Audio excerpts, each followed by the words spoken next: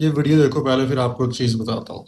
Students are not qualified. Would you ever trust a SC/ST category doctor to treat you? This is a fundamental misunderstanding of how reservation works in the heads of a lot of these general category people.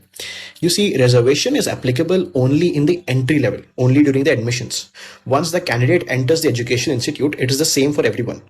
Both SC/ST candidates and general category candidates go through the same syllabus, give the same internships, and write the same exams. Mind you, the pass mark in these exams is same for all categories. It's not like SC/ST students have specially lower passing marks during the exams. इन भाई साहब ने कहा है कि ये just entry level. इन्होंने बड़े casually कह दिया इट जस्ट एंट्री लेवल। कि वो एंट्री लेवल है जिसके जिसको एंटर करने के लिए 2-2 साल मेहनत करते हैं, सेक्रीफाइसेस करते हैं, अपनी जवानी के दिन को किताबों में डालते हैं। ये वो जस्ट एंट्री लेवल है।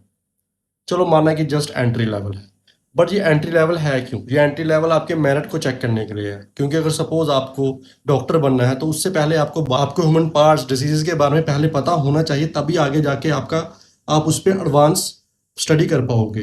इट्स लाइक कि आपको पहले बेस बनाना पड़ता है, उसके बाद जब आप एमबीबीएस नीट क्लियर करके एमबीबीएस करते हो तो आपको उसके ऊपर बिल्डिंग बनाना पड़ती है। बट अगर आपका बेस ही स्ट्रांग नहीं होगा तो आप बिल्डिंग कैसे बनाओगे उसके? इसलिए जो जस्ट एंट्री लेवल जो भाई साहब कह रहे हैं वो इतना इंपॉर्टेंट है।